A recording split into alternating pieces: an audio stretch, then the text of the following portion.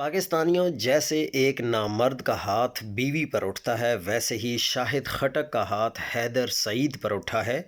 یہ وہی لوگ ہیں جن پر پارلیمنٹ میں ڈرون حملوں، دہشت گردوں اور محسن نقوی پر بات کرنے پر پابندی ہے۔ یہ وہی لوگ ہیں جو عمران خان کی رہائی کا مینڈیٹ لے کر پارلیمنٹ میں آئے ہیں۔ حیدر سعید جیسے کارکنان نے شاہد خٹک جیسوں کو پارلیمنٹ میں پہنچایا ہے۔ اگر وہ جذباتی ہے، سوال کرتا ہے، بدتمیزی بھی کرتا ہے تو بھی برداشت کریں، بالکل اسی طرح جیسے آپ بڑے لوگوں کی بدتمیزیوں کو برداشت کرتے ہیں۔ طاقتور کے سامنے آپ لوگ یہ کرنے لگ جاتے ہیں اور کمزور پر آپ لوگ حملے کرتے ہیں، تو یہ آپ کی ننگی بے غیرتی ہے۔ یہاں جس کو دیکھو، ابھی آپ نے گنڈا پور کو بھی سنا ہوگا، وہ فضول قسم کی باتیں کر رہا ہے کہ میں اپنی ایک آنکھ عمران خان کو عطیہ دینے کو تیار ہوں، اور مختلف لوگوں نے یہ بات کرنا شروع کر دی ہے۔ حالانکہ یہ بالکل ممکن ہی نہیں ہے جو یہ بات کر رہے ہیں، یہ صرف بیان بازی ہے۔ کیونکہ عمران خان کو CRVO نامی بیماری ہے، جس میں آنکھ کے ریٹینا کی مرکزی رگ میں بلڈ کلوٹ ہو جانے سے ریٹینا کو خون اور آکسیجن نہیں مل رہا، سوجن اور شدید نقصان ہو رہا ہے۔ عطیہ صرف کارنیا یعنی آنکھ کے سامنے کی شفاف تہہ کا ہوتا ہے۔ یہاں مسئلہ ریٹینا اور آپٹک نیرو کا ہے۔ پوری آنکھ یا ریٹینا کا ٹرانسپلانٹ ابھی تک ممکن نہیں ہے۔ کھوکھلی بیان بازی چھوڑیں اور عمران خان کے پراپر علاج اور رہائی کے لیے کوشش کریں۔ یہ بیماری اس قدر تکلیف دہ ہوتی ہے کہ درد کے مارے انسان چاہتا ہے کہ اپنی آنکھ ہی نکال دے۔ آپ لوگ اندازہ بھی نہیں کر سکتے کہ عمران خان کس تکلیف سے گزر رہا ہے۔ یہ بات حقیقت ہے کہ دباؤ شدید قسم کا بڑھ رہا ہے ہمارے PTI کے ورکرز کی طرف سے۔ ڈٹے رہو، انشاءاللہ کامیابی ہمارا مقدر ہوگی۔ جو لوگ دھرنوں والی جگہ پر ہیں، آس پاس کے لوگ ان کے لیے کھانے پینے کا انتظام کریں، کھجوریں، نٹس اور سردی وغیرہ کا انتظام کے لیے چیزیں لے کر جائیں۔ یہ دھرنا لمبا بھی ہو سکتا ہے۔ اپنی تھکاوٹ کا بھی بندوبست کریں، تھکے ہوئے دستے آرام کریں اور فریش دستے جو ہیں وہ محاذ سنبھالیں۔ اب انتہائی اہم بات یہ ہے اور قابل توجہ بات بھی ہے کہ بدھ کے روز سلمان صفدر کی عمران خان سے ملاقات ہوئی تھی۔ ان کی جمع کروائی گئی رپورٹ کے مطابق 3 گھنٹے کی ملاقات میں لگاتار عمران خان کی آنکھ سے پانی بہتا رہا، وہ ٹشو سے صاف کرتے رہے۔ جمعرات کو رپورٹ جمع ہو کر پبلک ہوئی، پھر جو جمعے کا دن ہے وہ بھی گزر گیا، آج ہفتہ بھی ہو گیا ہے، یعنی اب تک وہ ایمرجنسی میڈیکل سہولیات نہیں دی گئیں اور آنکھ کی حالت ویسے ہی ہوگی یا اس سے زیادہ خراب ہو چکی ہوگی۔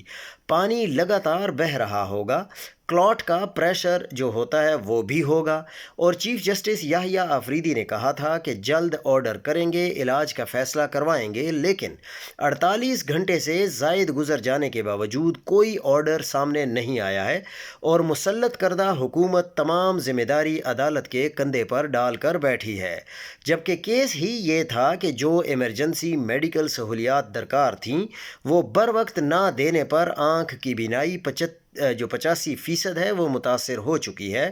تو اب 48 گھنٹے سے زائد گزر چکے ہیں، اب بھی بر وقت طبی امداد نہیں دی جا رہی۔ اب اس تاریخ کا کون ذمہ دار ہوگا؟ اب کون تاخیر کروا رہا ہے اور کیوں کروا رہا ہے؟ کیا مقصد ہے؟ عمران خان سے کون سی ڈیمانڈ پوری کروانے کی کوشش کی جا رہی ہے؟ اب صحت کے معاملے پر تاخیر کر کے کون مجرمانہ سیاست کر رہا ہے؟ تحریک انصاف تو 2 دن سے مطالبات کر رہی ہے، گزشتہ روز دھرنا بھی دیے رکھا، پولیس سے دھکے، بدتمیزی اور تشدد بھی برداشت کیا، لیکن صحت کے معاملے پر سیاست کو مجرمانہ کہنے والی حکومت یہ تاخیر کیوں کر رہی ہے اور فوری علاج کے مطالبے کرنے والوں پر تشدد، بدتمیزی اور گرفتاریاں کیوں کر رہی ہے؟ میں یہاں پر آ کر کھڑا ہو گیا ہوں۔ عمران خان کے یہ الفاظ ہیں، یہ وہ الفاظ ہیں جب مسٹر خان کو پی ایم یعنی پرائم منسٹر بنتے ہی ہمارے ایک دوست ہیں، بڑے صاحب ہیں، انہوں نے بتایا تھا کہ اب ایک جال میں آپ پھنسائے گئے ہیں، لیکن مسٹر خان نے آگے سے ادارے اور جو بڑے صاحب ہیں یعنی باجوہ صاحب ان پر مکمل اعتماد کا اظہار کیا تھا، لیکن انہوں نے وہ غلط کیا تھا۔ جب ارشد شریف اور برکی اور سرفراز 21 دوسرے لوگ شہید کیے گئے، اس وقت مسٹر خان کو کہا گیا آپ ملک سے چلے جائیں، لیکن مسٹر خان نے سب کو کہا کہ نہیں، ہمیں آپ پر پورا اعتماد ہے۔ تو کیا انہوں نے وہ غلط کیا یا ٹھیک کیا؟ جب مسٹر خان لاہور میں اپنے گھر رہے جہاں جاسوسی کے آلات پکڑے گئے، حملے بھی ہوئے، گولیاں بھی چلیں، زہر کھانوں میں پکڑے گئے، مسٹر خان کو کہا گیا کہ آپ ملک سے چلے جائیں ورنہ آپ مارے جائیں گے، لیکن مسٹر خان نے کہا کہ مجھے اپنے بڑوں پر مکمل بھروسہ ہے۔ تو کیا انہوں نے وہ غلط کیا یا ٹھیک کیا؟ کون ہیں وہ سب؟ مسٹر خان کو جہاں پر کھڑا کرنے والے وہ سب لوگ ہیں جو دوسری پارٹیوں سے پی ٹی آئی کو دیے گئے۔ ایک بھی ایسا نہیں تھا جس نے چھرا نہ گھونپا ہو، غلط کیا۔ مسٹر خان کو جہاں پر کھڑا کرنے والے وہ سب لوگ ہیں وہ پی ٹی آئی کے ہر عہدے ادارے کی ملازمت کر رہے تھے، جن کے جو اصل ورکر ہیں ان کو آگے نہیں آنے دیا گیا۔ مسٹر خان کو جہاں پر کھڑا کرنے والے وہ سب لوگ ہیں جو بیوروکریسی میں ادارے اور نون لیگ پیپلز پارٹی کے لیے سلیپر سیل کے طور پر آج بھی کام کرتے آ رہے ہیں۔ مسٹر خان کو جہاں پر کھڑا کرنے والے وہ سب عدالتی نظام ہے جس پر مسٹر خان کو اعتماد تھا۔ سب سے بڑھ کر مسٹر خان کو جہاں تک پہنچانے میں سب سے بڑا کردار ان سب وکلاء کا ہے جن کی ڈوریں آج بھی ادارے اور اپنی پرانی پارٹیوں کے ہاتھ میں ہیں۔ جب یہ وکلاء لائے گئے تھے ان کو پہلی انقلابی بنایا گیا، پھر مسٹر خان کو دیے گئے، کسی ایک نے بھی ان پر عدم اعتماد نہیں کیا۔ مسٹر خان کو گائیڈ کیا گیا تو مسٹر خان نے دوبارہ ادارے اور دیے ہوئے لوگوں پر اعتماد کیا۔ آج نتائج سب کے سامنے ہیں۔ ہر کوئی اتنا ہی کر سکتا ہے جتنی اس کی لمٹ ہوتی ہے۔ آپ پر بار بار اعتماد نہیں کرنا چاہیے، لیکن جب مسٹر خان کو برکی نے مشورہ دیا آپ ملک سے باہر چلے جائیں، جب حالات ٹھیک ہوں گے آ جائیے گا، لیکن مسٹر خان کو غلط مشورہ دینے والوں نے کہا کہ مخالف کہیں گے، ورکر چھوڑ کر بھاگ گیا۔ غلط مشورہ دینے والوں نے کہا چند ماہ کی بات ہے۔ غلط مشورہ دینے والوں نے کہا کہ آپ ایسا کر کے تاریخ میں پہلی بار وہ لیڈر بنیں گے جو پہلے کوئی نہیں گزرا۔ آج مسٹر خان یہ بات ضرور یاد کریں گے کہ پی ایم بنتے ہی جو سرفراز نے کہا تھا وہ بات سچ ثابت ہوئی ہے۔ آپ کا اعتماد، آپ کا سادہ پن، آپ کی ذہانت داری اور آپ کی دیانت داری، آپ کی شرافت کی وجہ سے اس لالچی مفاداتی دنیا نے آپ کو اس مقام پر کھڑا کر دیا ہے۔ اللہ گواہ ہے کہ ہم دیانتداری سے اس جنگ میں اللہ کو حاضر ناظر جان کر مسٹر خان کو جہاں تک ہو سکا بچائیں گے، لیکن جب تک قوم ایک ہو کر نہیں نکلے گی خان کی رہائی اتنی دور چلی جائے گی۔ ادارہ کیا چاہتا ہے؟ ایک کمزور لاغر مسٹر خان یا تو بیٹوں کے ساتھ باہر چلا جائے، لکھ کر جائے کہ وہ سیاست میں نہیں آئے گا۔ بیٹوں کو ویزے اسی صورت میں جاری ہوں گے اگر وہ گارنٹی دیں، وہ بھی لکھ کر والد واپس پاکستان یا سیاست میں نہیں آئیں گے۔ لیکن مسٹر خان کو یہ قبول نہیں۔ کسی ایک شخص کے لیے یہ ایک زندگی موت کا مسئلہ ہے۔ وہ اتنی لڑائی کے بار بار کرنے کے باوجود بھی اس مقام پر چلا جائے گا جہاں اسے پہلے دن کہا گیا، یا وہ اس طرح جیلوں کی کال کوٹھڑی میں عوام کا منتظر رہے گا۔ یہی وجہ ہے کہ نہ مسٹر خان نے قوم کو کوئی پہلی بار پیغام دیا، نہ دی گئی قیادت کو۔ آج شاید مسٹر خان یہ ضرور سوچیں گے کہ آپ لڑ رہے ہیں، ٹھیک ہے، ہم ساتھ ہیں، قوم ساتھ ہے، ٹھیک ہے، لیکن صحت بھی اتنی ہی ضروری ہے جتنا لڑنا۔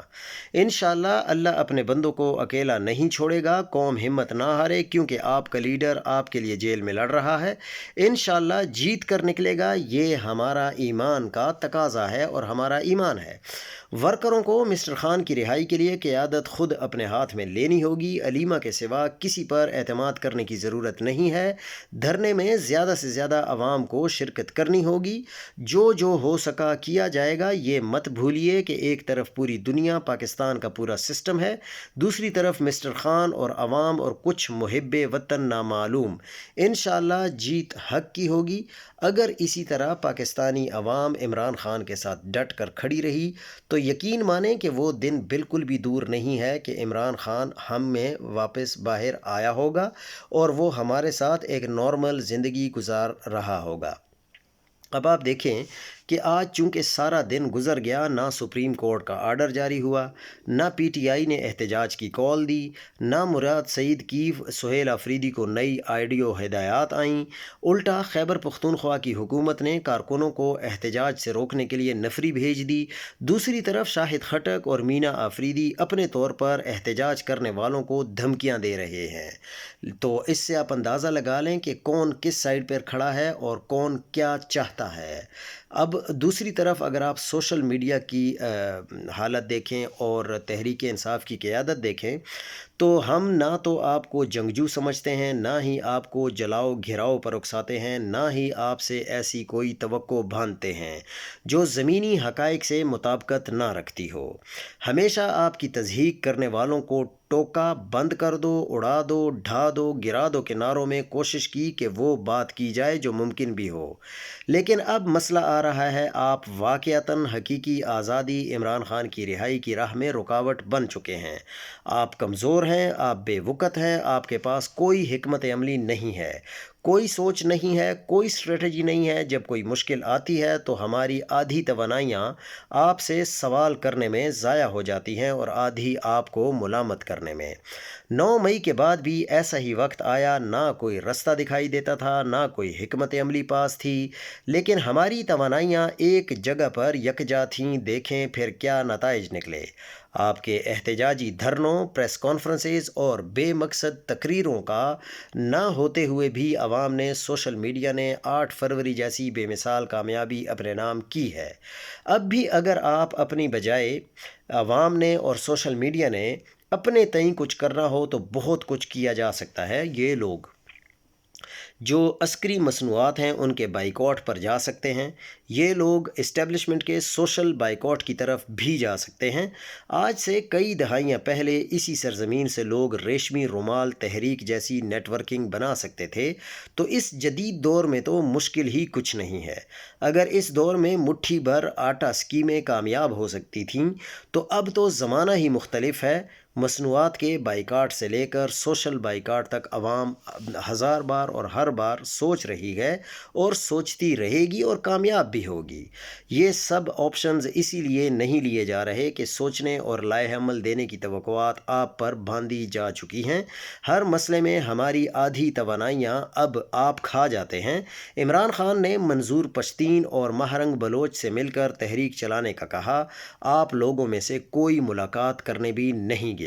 یہی کام سوشل میڈیا نے کرنا ہوتا تو ابھی تک یہ تینوں قوتیں پہلے سوشل میڈیا پر اور پھر گراؤنڈ پر پوری قوت کے ساتھ ایک ہو چکی ہوتیں۔ جب سوشل میڈیا نے فوجی جو سرکاری مصنوعات ہیں ان کے بائیکاٹ کی مہم چلائی تو آپ میں سے کوئی بھی شخص اس کی حمایت نہیں کر پایا۔ آپ سے اپروول نہ ملنے پر آفیشیل پلیٹ فارمز اس کی ترویج نہ کر پائے۔ آپ نہ ہوتے تو اس کے نتائج مختلف ہوتے۔